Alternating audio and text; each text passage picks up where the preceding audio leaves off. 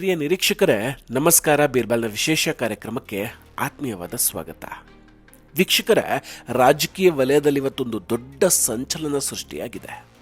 ಕಾಂಗ್ರೆಸ್ ನಾಯಕ ಪವನ್ ಖೇರಾ ಅವರ ವಿಚಾರಣೆಯ ಸುತ್ತ ಇದ್ದ ಕತೆಗೆ ಒಂದು ಹೊಸ ಟ್ವಿಸ್ಟ್ ಕೂಡ ಸಿಕ್ಕಿದೆ.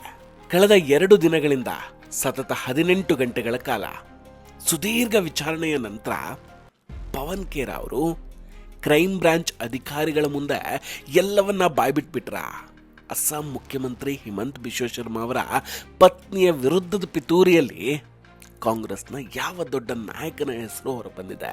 ಈ ವಿಷಯಕ್ಕೆ ಈಗ ದೆಹಲಿಯಿಂದ ಗುವಾಹಟಿವರೆಗೂ ಕಾಂಗ್ರೆಸ್ ಪಾಳ್ಯದಲ್ಲಿ ಇಷ್ಟೊಂದು ಆತಂಕ ಮನೆ ಮಾಡಿರೋದು ಯಾಕೆ? ಈ ಎಲ್ಲ ರೋಚಕ ಮಾಹಿತಿಗಳನ್ನು ಇವತ್ತಿನ ವಿಶೇಷ ವರದಿಯಲ್ಲಿ ನಿಮಗೆ ಕೊಡ್ತಾ ಹೋಗ್ತೀವಿ. ವಿಡಿಯೋವನ್ನು ಕೊನೆವರೆಗೂ ಮಿಸ್ ಮಾಡದೆ ನೋಡಿ. ಇನ್ನೂ ಕೂಡ ನಮ್ಮ ಬೀರ್ಬಲ್ ಚಾನಲನ್ನು ಸಬ್ಸ್ಕ್ರೈಬ್ ಮಾಡಿಲ್ಲ ಅಂದರೆ ಈ ಕೂಡಲೇ ಸಬ್ಸ್ಕ್ರೈಬ್ ಮಾಡಿ ಹಾಗೂ ಬೆಲ್ ಐಕಾನ್ನ ಕ್ಲಿಕ್ ಮಾಡಿ. ಹಾಗೂ ವೀಕ್ಷಕರೇ, ನಮ್ಮ ಈ ಸ್ವತಂತ್ರ ಪತ್ರಿಕೋದ್ಯಮಕ್ಕೆ ನಿಮ್ಮಿಂದ ಸಾಧ್ಯವಾದರೆ ದಯವಿಟ್ಟು ಸಹಾಯ ಮಾಡಿ, ಆರ್ಥಿಕ ನೆರವನ್ನು ನೀಡಿ. QR ಕೋಡ್ ಹಾಗೂ UPI ನಂಬರನ್ನು ಕೆಳಗಡೆ ಬರೆಯಲಾಗಿದೆ.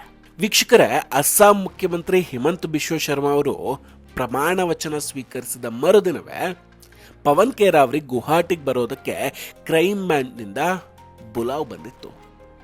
ಹಿಮಂತ್ ಬಿಶ್ವ ಶರ್ಮಾ ಅವರ ಪತ್ನಿ ರಿಂಕಿ ಬುಯಾನ್ ಶರ್ಮಾ ಅವರು ದಾಖಲಿಸಿದಂತಹ ಜಾಲಾಸಾಜಿ ಮತ್ತು ನಕಲಿ ದಾಖಲೆಗಳ ತಯಾರಿಕೆ ಆರೋಪದ ಮೇಲೆ ಈ ವಿಚಾರಣೆ ನಡೀತಾ ಇದೆ. ಮೊದಲ ದಿನ ಸುಮಾರು 9 ರಿಂದ 10 ಗಂಟೆಗಳ ಕಾಲ ಪವನ್ ಖೇರಾ ಅವರನ್ನು ಪ್ರಶ್ನೆ ಮಾಡಲಾಯಿತು. ನಿಮಗೆ ಈ ದಾಖಲೆಗಳು ಎಲ್ಲಿಂದ ಸಿಕ್ವು?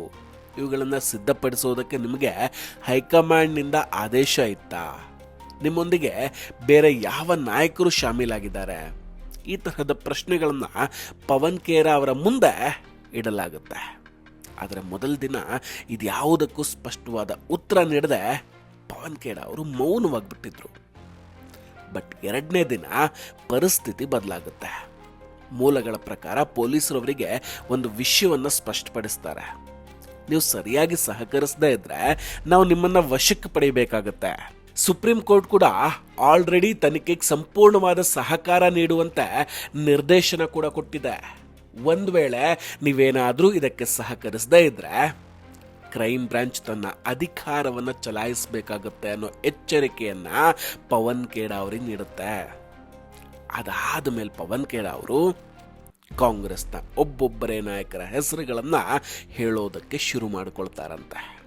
ಪವನ್ ಖೇರಾ ಅವರು ಹೇಳಿದ ಮೊದಲ ಹೆಸರೇ ಅಸ್ಸಾಂ ಕಾಂಗ್ರೆಸ್ನ ಪ್ರಮುಖ ನಾಯಕ ಗೌರವ್ ಗೊಗೊಯ್ದು ಅಂತ ಹೇಳಲಾಗ್ತಾ ಇದೆ.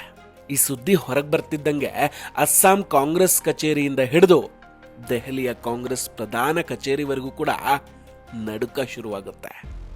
ಯಾಕಂದ್ರೆ ಗೌರವ್ ಗೊಗೊಯ್ ಅವರು ಕೇವಲ ಅಸ್ಸಾಂನ ನಾಯಕರಲ್ಲ, ದೆಹಲಿಯಲ್ಲಿ ಕೂತ್ಕೊಂಡು ಹೈಕಮಾಂಡ್ ಸೂಚನೆಯಂತೆ ಅಸ್ಸಾಂ ಕಾಂಗ್ರೆಸ್ ಅನ್ನು ಮುನ್ನಡೆಸುವ ಪ್ರಮುಖ ಕೊಂಡಿ ಅವರು. ಅವರ ಹೆಸರು ವಿಚಾರಣೆಯಲ್ಲಿ ಬಂತು ಅಂದರೆ ಅದರ ತನಿಖೆ ನೇರವಾಗಿ ದೆಹಲಿವರೆಗೆ ಮುಟ್ಟುತ್ತೆ ಅನ್ನೋದು ಎಲ್ರಿಗೂ ತಿಳಿದಿರುವಂತಹ ವಿಷಯ. ಕಾಂಗ್ರೆಸ್ ಪಕ್ಷದ ಅಧಿಕೃತ ಸೋಷಿಯಲ್ ಮೀಡಿಯಾ ಖಾತೆಗಳು ಕೂಡಲೇ ಕಾರ್ಯಪ್ರವೃತ್ತವಾಗುತ್ತೆ. ಪವನ್ ಖೇರಾ ಅವರು ಯಾವುದೇ ಹೆಸರನ್ನ ಹೇಳಿಲ್ಲ, ಇದೆಲ್ಲ ಸುಳ್ಳು ಸುದ್ದಿ ಅಂತ ಖಂಡಿಸೋದಕ್ಕೆ ಆರಂಭಿಸಿದ್ವು. ಆದರೆ ಈ ಗಾಬರಿಯೇ ಎಲ್ಲವನ್ನ ಹೇಳ್ತಿದೆ ವೀಕ್ಷಕರೇ. ಗೌರವ್ ಗೊಗೊಯ್ ಕೂಡ ಟ್ವೀಟ್ ಮಾಡಿ ಮಾಧ್ಯಮಗಳು ದೆಹಲಿಯ ಒತ್ತಡಕ್ಕೆ ಮಣಿದು ಇಂತಹ ಸುಳ್ಳು ಸುದ್ದಿಗಳನ್ನು ಹರಡ್ತಾ ಇದೆ ಅಂತ ಕಿರಿಕಾಡ್ತಾರೆ. ಇಲ್ಲಿ ಇನ್ನೊಂದು ಮುಖ್ಯವಾದ ಪ್ರಶ್ನೆ ಕೂಡ ಹುಟ್ಟುಕೊಳ್ಳುತ್ತೆ. ಅಸ್ಸಾಂ ಕಾಂಗ್ರೆಸ್ ಮತ್ತು ಗೌರವ್ ಗೊಗೊಯ್ ಅವರು ಸಾರ್ವಜನಿಕವಾಗಿ ಇಷ್ಟೊಂದು ಸ್ಪಷ್ಟೀಕರಣ ನೀಡ್ತಾ ಇದ್ರೂ ಕೂಡ ಸ್ವತಃ ಪವನ್ ಖೇರಾ ಅವರು ಯಾಕೆ ಸುಮ್ಮನಿದ್ದಾರೆ? ಅವ್ರು ಹೊರಗೆ ಬಂದು ನಾನು ಯಾರ ಹೆಸರನ್ನ ಹೇಳಿಲ್ಲ ಅಂತ ಒಂದು ವಿಡಿಯೋ ಹೇಳಿಕೆಯನ್ನು ನೀಡಬಹುದಿತ್ತಲ್ವೇ, ಅಥವಾ ಒಂದು ಟ್ವೀಟ್ ಆದರೂ ಮಾಡಬಹುದಿತ್ತಲ್ವಾ? ಆದರೆ ಅವರು ಹಾಗೆ ಮಾಡ್ತಾ ಇಲ್ಲ. ಅವರು ಕ್ರೈಮ್ ಬ್ರಾಂಚ್ ಕಚೇರಿಯಿಂದ ಹೊರಗೆ ಬಂದಾಗ ಮಾಧ್ಯಮದವ್ರು ಕೇಳಿದ ಪ್ರಶ್ನೆಗೆ ನಾನು ತನಿಖೆಗೆ ಸಹಕರಿಸ್ತಾ ಇದ್ದೇನೆ, ಮೇ 25ಕ್ಕೆ ಮತ್ತೆ ಬರ್ತೇನೆ ಅಂತ ಮಾತ್ರ ಹೇಳ್ತಾರೆ. कल बुलाया है 9:30 बजे, मैं सुबह 9:30 फिर यहाँ आऊंगा. पूरी तरह से कोऑपरेट करना हम सबका कर्तव्य है, क्योंकि एक संविधान है और हम सब कानून का साथ देते हैं. और आज क्या इतने देर तक आपको यहाँ पर कोई बात नहीं, उसमें नहीं, कोई नो कमेंट्स.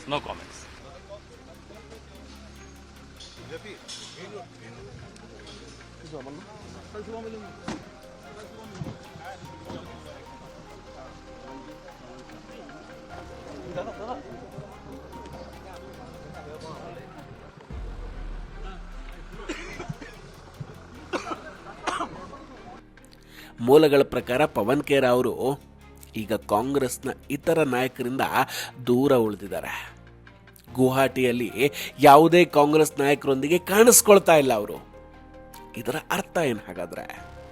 ತನ್ನನ್ನು ತಾನು ಉಳಿಸ್ಕೊಳ್ಳೋದಕ್ಕೆ ಪವನ್ ಖೇರ ಅವರು ಇಡೀ ಕಾಂಗ್ರೆಸ್ ಹೈಕಮಾಂಡ್ ಅನ್ನ ಸಂಕಷ್ಟಕ್ಕೆ ದೂಡುವುದಕ್ಕೆ ಸಿದ್ಧರಾಗಿದ್ದಾರಾ? ವೀಕ್ಷಕರೇ, ಈ ಪ್ರಕರಣ ಇಲ್ಲಿಗೆ ಮುಗಿಯೋದಿಲ್ಲ. ಕ್ರೈಮ್ ಬ್ರಾಂಚ್ ಮುಂದಿನ ವಿಚಾರಣೆಯ ದಿನಾಂಕವನ್ನು ಕೂಡ ಮೇ 25ಕ್ಕೆ ನಿಗದಿಪಡಿಸಿದೆ.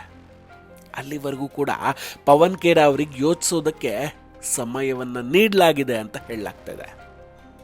ನೀವು ಮಾತ್ರ ಸಿಕ್ಕಾಕೊಳ್ತೀರೋ ಅಥವಾ ಇದರ ಹಿಂದಿರುವಂತಹ ನಿಜವಾದ ಮಾಸ್ಟರ್ ಮೈಂಡ್ ಯಾರು ಅನ್ನೋದನ್ನು ಹೇಳ್ತಿರೋ ಅನ್ನೋ ಆಯ್ಕೆಯನ್ನು ಈಗ ಪವನ್ ಖೇರ ಅವರ ಮುಂದಿಡಲಾಗಿದೆ. ಈಗಾಗಲೇ ಗೌರವ್ ಗೊಗೊಯ್ ಅವರ ಹೆಸರು ಕೂಡ ಕೇಳಿಬರ್ತಾ ಇದೆ. ಮುಂದಿನ ದಿನಗಳಲ್ಲಿ ಜಯರಾಮ್ ರಮೇಶ್ ಅಥವಾ ಸ್ವತಃ ರಾಹುಲ್ ಗಾಂಧಿ ಅವರ ಹೆಸರು ಕೂಡ ಈ ಚಾರ್ಜ್ ಶೀಟ್ನಲ್ಲಿ ಸೇರ್ಪಡೆಯಾದರೂ ಅಚ್ಚರಿ ಇಲ್ಲ. ಈ ಪ್ರಕರಣದಲ್ಲಿ ಯಾರ ನಕಲಿ ದಾಖಲೆಗಳನ್ನು ಸಿದ್ಧಪಡಿಸೋದಕ್ಕೆ ಸೂಚಿಸಿದ್ರು ಅನ್ನೋದು ಸಾಬೀತಾದರೆ ಆ ಮಾಸ್ಟರ್ ಮೈಂಡ್ ಬಹುಶಃ ತುಂಬ ಕಾಲ ಜೈಲು ಶಿಕ್ಷೆ ಅನುಭವಿಸಬೇಕಾಗಬಹುದು. ಪವನ್ ಖೇರ ಅವರು ಕೇವಲ ಒಂದು ದಾಳವಾಗಿ ಬಳಕೆಯಾಗಿದ್ದಲ್ಲಿ ಶಿಕ್ಷೆಯಿಂದ ತಪ್ಪಿಸಿಕೊಳ್ಳೋದಕ್ಕೆ ಎಲ್ಲವನ್ನ ಒಪ್ಪಿಕೊಳ್ಳುವಂತಹ ಸಾಧ್ಯತೆಗಳು ಕೂಡ ದಟ್ಟವಾಗಿದೆ. ವೀಕ್ಷಕರೇ, ಕಾಂಗ್ರೆಸ್ ಪಾಳೆಯದಲ್ಲಿ ಈಗ ದೊಡ್ಡ ಭಯದ ವಾತಾವರಣ ಸೃಷ್ಟಿಯಾಗಿದೆ. ಹಿಮಂತ್ ಬಿಶ್ವ ಶರ್ಮಾ ಅವರು ಈ ಪ್ರಕರಣವನ್ನು ಅಷ್ಟು ಸುಲಭವಾಗಿ ಬಿಡುವಂತೆ ಕೂಡ ಕಾಣಿಸ್ತಾ ಇಲ್ಲ. ಒಬ್ಬ ಅಮಾಯಕ ಮಹಿಳೆ ರಿಂಕು ಬಯಾನ್ ಶರ್ಮಾ ಜೀವನವನ್ನು ಹಾಳು ಮಾಡೋದಕ್ಕೆ ರಾಜಕೀಯ ಪಿತೂರಿ ನಡೆಸಲಾಗಿದೆ ಅನ್ನೋ ಗಂಭೀರ ಆರೋಪ ಇದೆ. ಈಗ ಮೇ 25ನೇ ತಾರೀಕು ಪವನ್ ಖೇರ ಮತ್ತೆ ಕ್ರೈಮ್ ಬ್ರಾಂಚ್ ಮುಂದೆ ಹಾಜರಾಗಬೇಕು.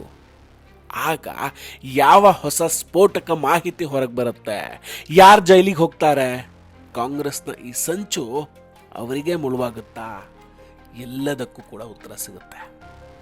ಇದೆಲ್ಲದರ ಬಗ್ಗೆ ನಿಮ್ಮ ಅಭಿಪ್ರಾಯ ಏನು ವೀಕ್ಷಕರೇ? ದಯವಿಟ್ಟು ಕಮೆಂಟ್ ಮಾಡಿ ತಿಳಿಸಿ. ನಾವು ಕೊಟ್ಟಂತಹ ಮಾಹಿತಿಗಳು ನಿಮಗಿಷ್ಟ ಆಗಿದ್ದರೆ ವಿಡಿಯೋವನ್ನು ಲೈಕ್ ಮಾಡಿ ಹಾಗೂ ಶೇರ್ ಮಾಡಿ. ಇನ್ನೂ ಕೂಡ ನಮ್ಮ ಬೀರ್ಬಲ್ ಚಾನಲನ್ನು ಸಬ್ಸ್ಕ್ರೈಬ್ ಮಾಡಿಲ್ಲ ಅಂದರೆ ಈ ಕೂಡಲೇ ಸಬ್ಸ್ಕ್ರೈಬ್ ಮಾಡಿ ಹಾಗೂ ಬೆಲ್ ಐಕಾನನ್ನು ಕ್ಲಿಕ್ ಮಾಡಿ. ನಮಸ್ಕಾರ, ಟೇಕ್ ಕೇರ್ ಆ್ಯಂಡ್ ಬಾಯ್. ಮತ್ತೆ ಭೇಟಿಯಾಗೋಣ. ಜೈ ಹಿಂದ್.